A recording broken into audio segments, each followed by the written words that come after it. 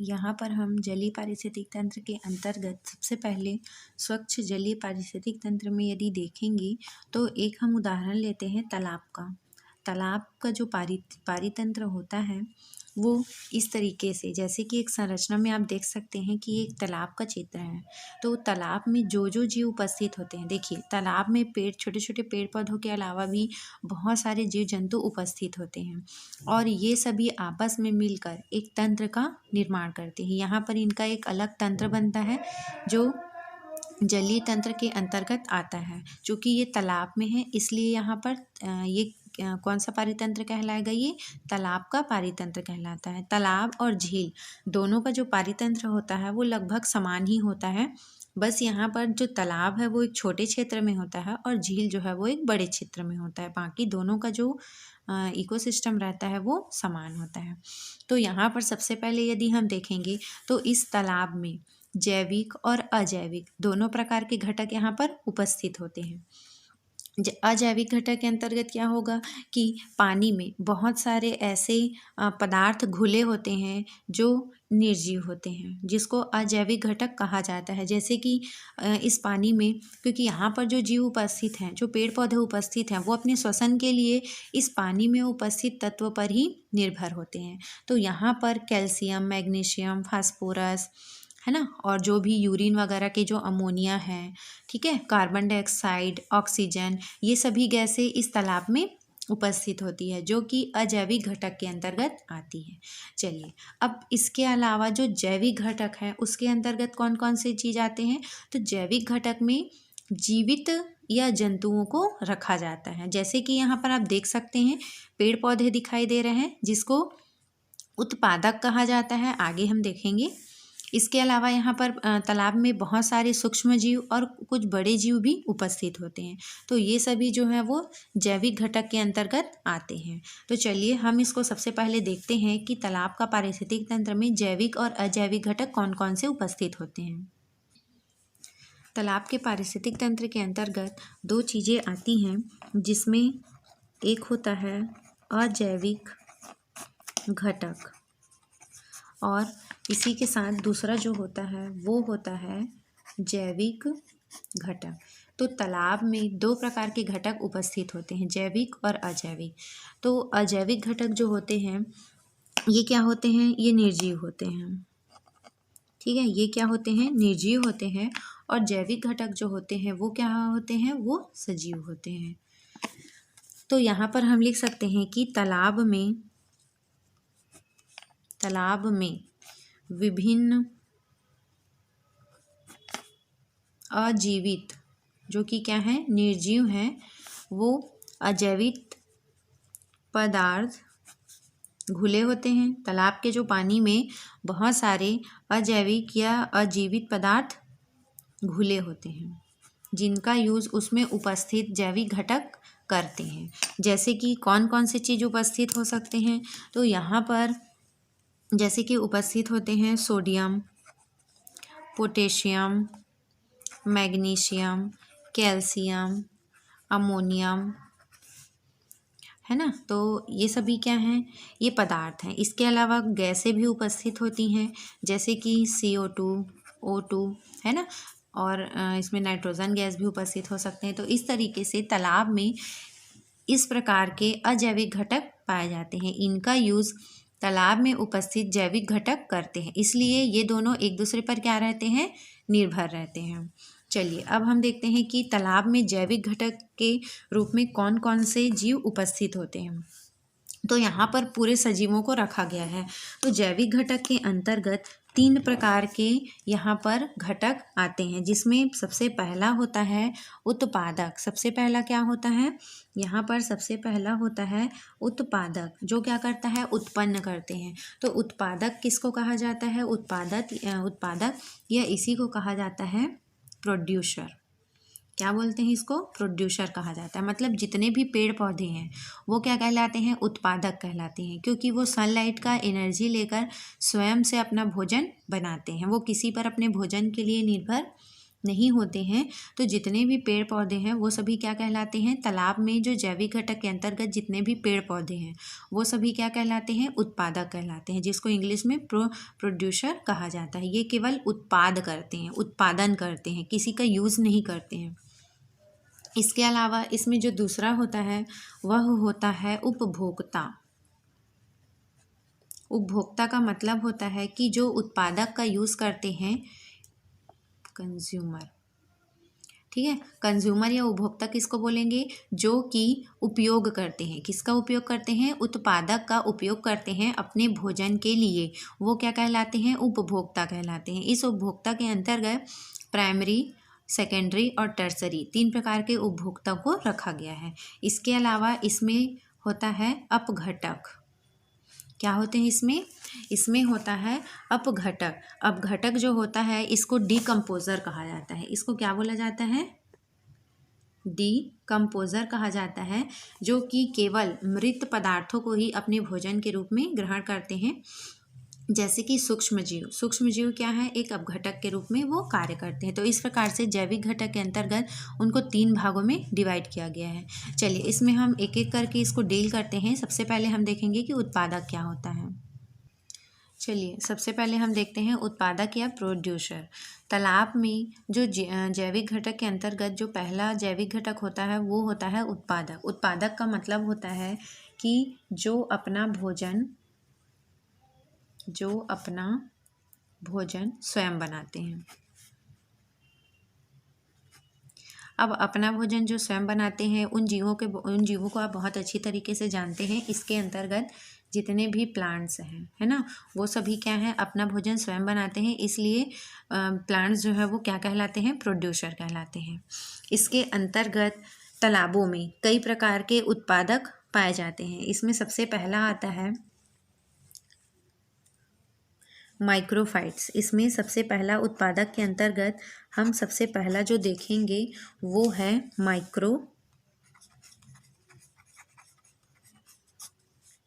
Macrophytes. ये macrophytes जो होते हैं ये बहुत ही सूक्ष्म प्लांट्स होते हैं। तो जो माइक्रोफाइट्स होते हैं ये क्या होते हैं, छोटे छोटे तालाबों में पाए जाने वाले पौधे ही होते हैं जो कि ज़मीन से जुड़े हुए होते हैं। इसमें जड़ से जुड़े, भूमि से जुड़े, मतलब तालाब के अंदर जो ज़मीन होती है वहाँ से जड़ों के द्वारा निकली हुई प्लांट्स जो कि भूमि से जुड़े हुए रहते हैं और पानी में क्या रहते हैं, वो डूबे होते हैं। ठीक है, पानी में डूबे पौधे आते हैं। ठीक, तो जो पौधे पानी में डूबे होते हैं, ज़मीन में जड़ों के द्वारा वो जुड़ी होती हैं, उन पौधों को कहा जाता है मैक्रोफाइट्स। यहाँ पर माइक्रो और मैक्रो 2 अलग अलग वर्ड होते हैं। यहाँ पर मैक्रो कहा गया है, इसका मतलब है कि ये किस प्रकार के होते हैं, ये थोड़े बड़े प्लांट्स होते हैं। ठीक है, तो इस तरीके से ये पौधे होते हैं जो कि तालाब में उपस्थित होते हैं। एग्जाम्पल से हम इसको समझते हैं कि कौन कौन से तालाब में मैक्रोफाइट्स पाए जाते हैं। जैसे कि हाइड्रीला हो गया, यूट्रिकुलेरिया,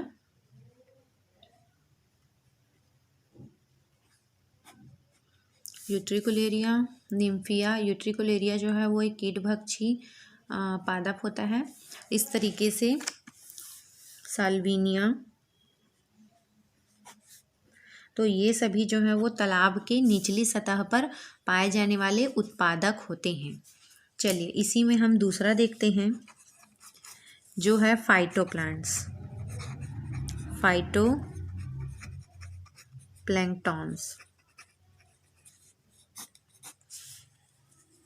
इसको हिंदी में कहा जाता है पादप प्लवक।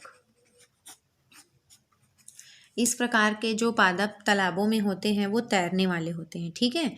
ये क्या रहते हैं, आधे जल में डूबे होते हैं और कुछ इनका भाग जो रहता है वो क्या रहता है, तालाब में ऊपरी सतह पर तैरते रहते हैं। तो जो भी हम तालाब में तैरने वाले पौधे देखते हैं वो सभी पौधे पादप प्लवक के अंतर्गत या फाइटोप्लैंक्टन्स के अंतर्गत आते हैं।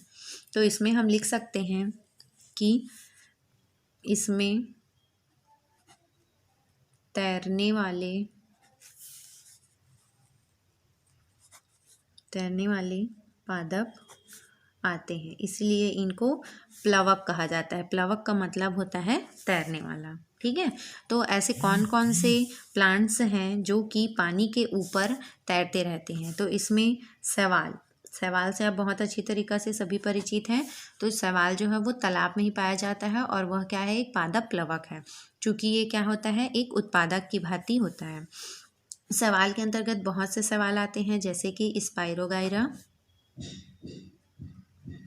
स्पाइरोगाइरा,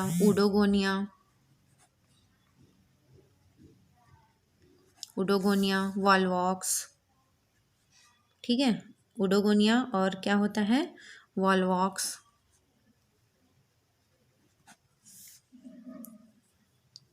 इसके अलावा नॉस्टॉक, ये सभी क्या होते हैं, शैवाल की प्रजाति होती हैं जो कि पादप प्लवक के अंतर्गत आते हैं। तो ये तो हो गया तालाब में उपस्थित उत्पादक का मतलब आप समझ चुके होंगे कि तालाब में जो भी प्लांट्स उपस्थित होते हैं वो उत्पादक के अंतर्गत आते हैं। चलिए, तो ये हो गया जैविक घटक का पहला उत्पादक। अब हम दूसरा देखते हैं। दूसरा होता है उपभोक्ता या इसी को कहा जाता है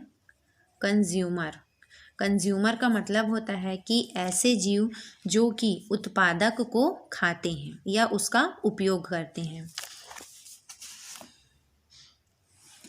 जैसा कि उत्पादक में स्वपोषी जीवों को रखा गया है, जैसे कि पेड़ पौधे, वो अपना भोजन स्वयं बनाते हैं। तो ये जो उपभोक्ता होते हैं वो उत्पादकों को खाते हैं, इसलिए ये जो रहते हैं वो कैसे होते हैं, उपभोक्ता के अंतर्गत विषमपोषी जीव आते हैं जो अपने भोजन के लिए उत्पादकों पर निर्भर रहते हैं। विषमपोषी जीव आते हैं जो अपने पोषण के लिए किस पर निर्भर रहते हैं, प्रोड्यूसर या उत्पादक पर निर्भर रहते हैं, इसलिए इनको विषमपोषी कहा जाता है। ये जो है उपभोक्ता वो 3 प्रकार के होते हैं। कितने प्रकार के होते हैं उपभोक्ता जो है वो, उपभोक्ता 3 प्रकार के होते हैं।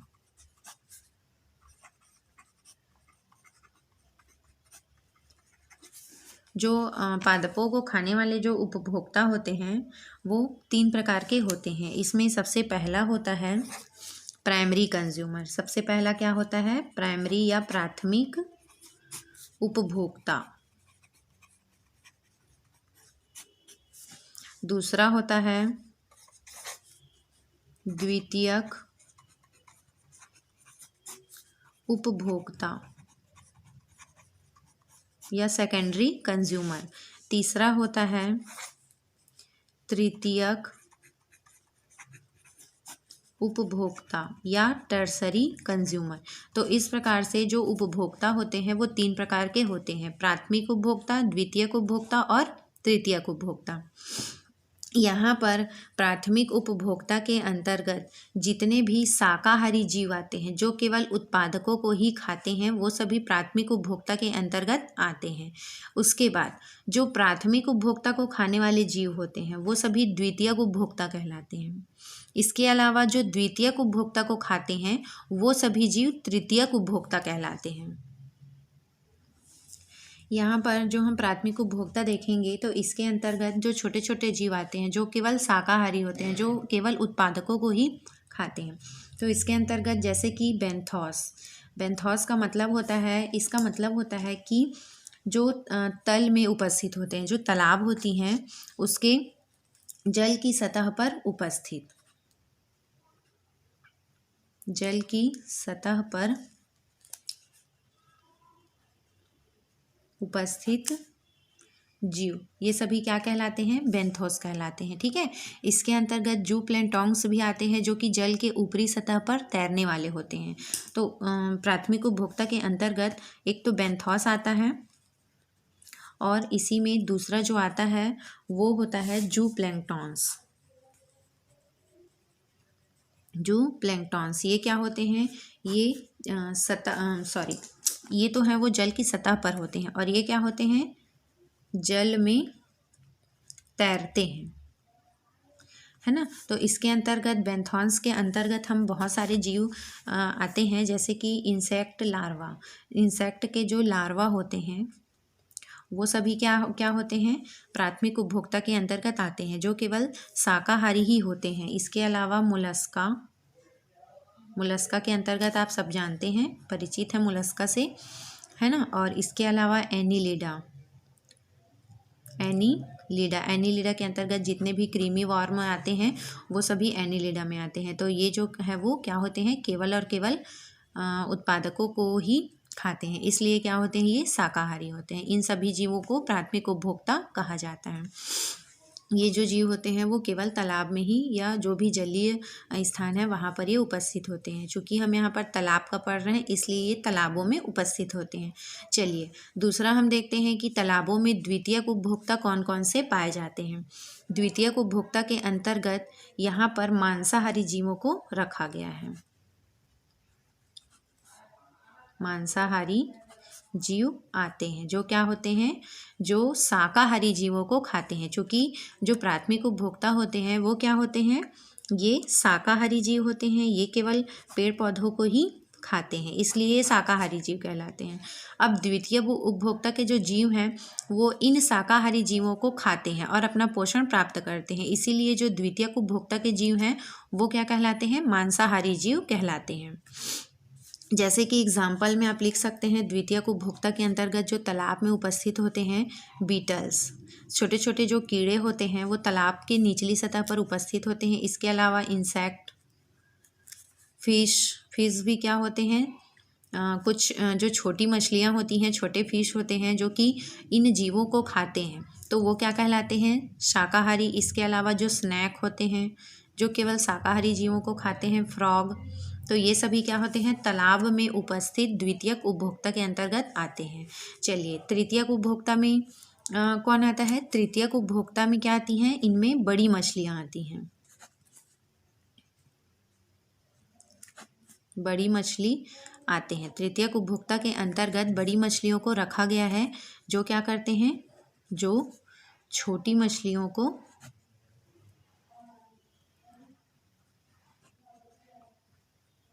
खाते हैं। तो इस तरीके से ये तो है एक तालाब का।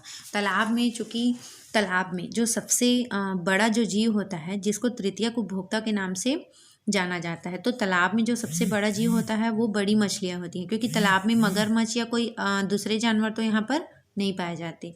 तो यहाँ पर बड़ी मछलियाँ हैं जो तृतीयक उपभोक्ता के अंतर्गत आते हैं। अब इन बड़ी मछलियों को खाने वाला तालाब में कोई भी जीव उपस्थित नहीं होता है, तो इनका क्या होता है? ये मृत्यु के पश्चात इनका क्या हो जाता है? अपघटन हो जाता है। ठीक है, मृत्यु के बाद इनका क्या हो जाता है? अपघटन हो जाता है। तो ये तो हो गया उत्पादक। दूसरा हो गया उपभोक्ता। उपभोक्ता के अंतर्गत 3 प्रकार के उपभोक्ता आते हैं। सबसे छोटे जीवों को प्राथमिक उपभोक्ता कहते हैं जो केवल प्लांट्स को ही खाते हैं। द्वितीयक उपभोक्ता उन जीवों को कहा जाता है जो कि इन शाकाहारी जीवों को खाते हैं, इसलिए ये मांसाहारी होते हैं।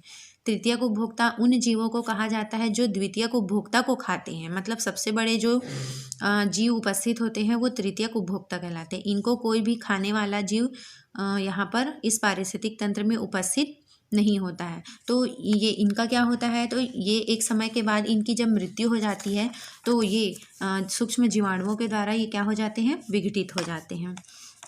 तो तीसरा होता है इसमें अपघटक। अपघटक क्या होता है? इसको इंग्लिश में डिकम्पोजर कहा जाता है। इसके अंतर्गत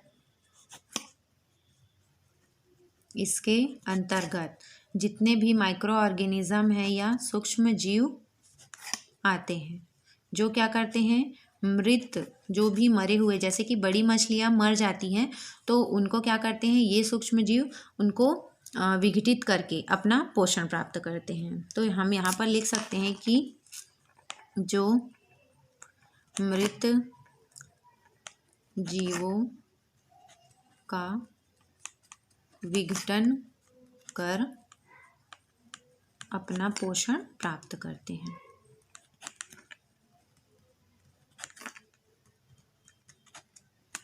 इसका एग्जाम्पल हम लिख सकते हैं कि तालाबों में ऐसे कौन कौन से अपघटक पाए जाते हैं, जैसे कि बहुत सारे कवक हैं, जैसे राइजोपस, पाइथियम, सिफेलोस्पोरियम, तो बहुत सारे ऐसे कवक होते हैं। इसके अलावा एक्टिनोमाइसीटीज होता है, जो कवक और बैक्टीरिया दोनों के इसमें लक्षण पाए जाते हैं या इनको दोनों का कनेक्टिव लिंक कहा जाता है, एक्टिनोमाइसीटीज। इसके अलावा बहुत सारे कुछ जीवाणु भी उपस्थित होते हैं जो क्या करते हैं, अपघटक के रूप में कार्य करते हैं। तो इस तरीके से तृतीयक उपभोक्ता की मृत्यु होने के पश्चात ये सूक्ष्म जीवों के द्वारा विघटित कर इनको फिर से अजैविक पदार्थों में चेंज कर दिया जाता है, क्योंकि जब इनका विघटन होता है तो इनमें जितने भी जो भी तत्व हैं वो क्या हो जाते हैं, मिट्टी में फिर से विलीन हो जाते हैं या पानी में फिर से वो क्या हो जाते हैं, विलीन हो जाते हैं, फिर से वो अजैविक घटक बन जाते हैं। तो इस तरीके से ये है तालाब का पारिस्थितिक तंत्र।